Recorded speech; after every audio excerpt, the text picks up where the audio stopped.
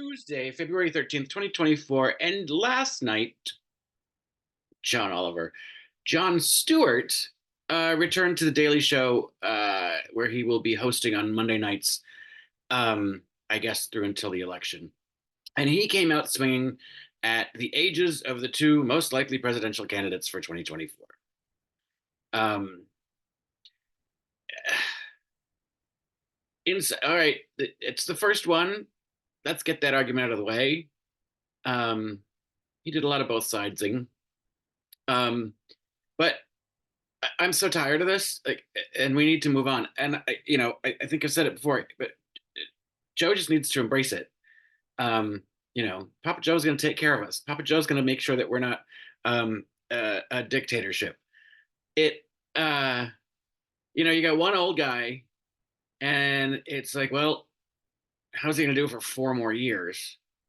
And then you got another a guy who's almost as old, who's been in mental decline for quite some time, and he didn't have a lot of acuity to lose. Like, he wasn't starting from a high bar, so his cognitive decline gets him to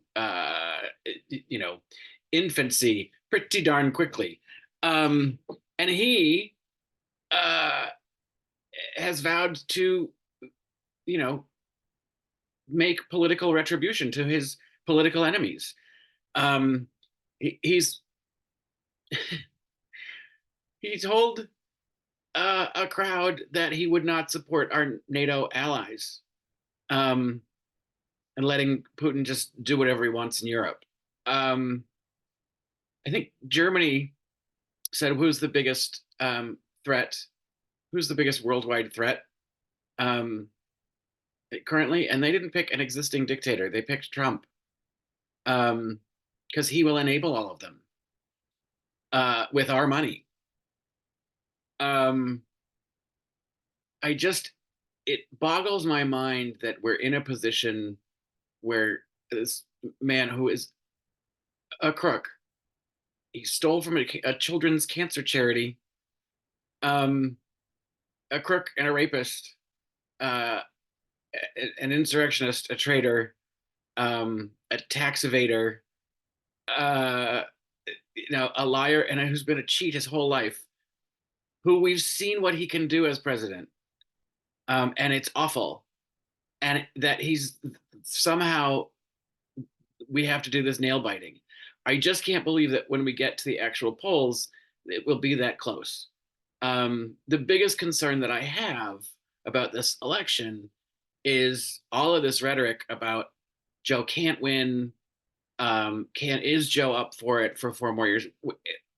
What other shot do we have? And all of this pussyfooting around. We've got two choices. Unless something drastic happens between now and November, you got two choices, and one of them isn't super exciting, but the other one, say goodbye to democracy, say goodbye to your freedom, say goodbye to the press.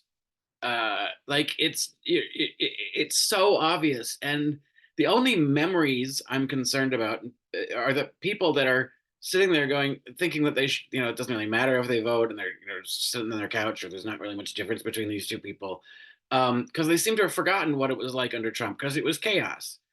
Um, and I almost feel like some people feel like, they just remember that last year of COVID as his presidency, when we were all at home, um, which, by the way,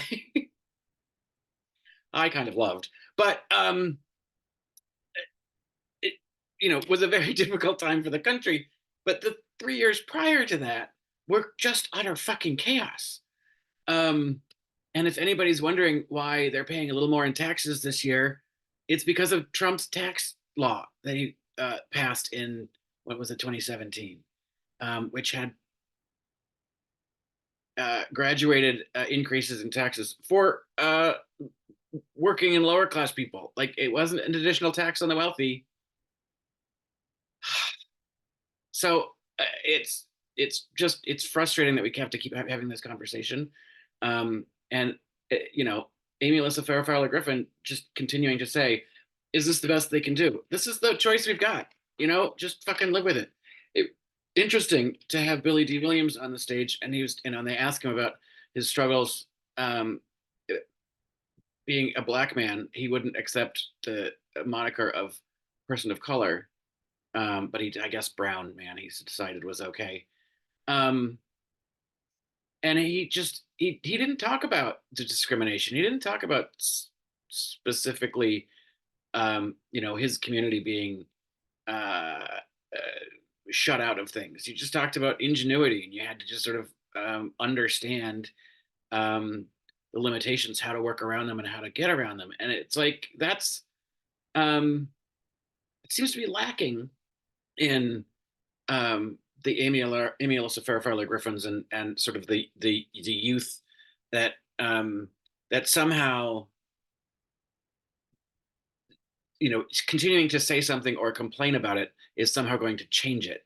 You it, it's a system that does need to be changed, but you're not going to change it in this election cycle, and you're not going to get what you want just because you keep asking for it. This isn't um you know animal crackers at the grocery store.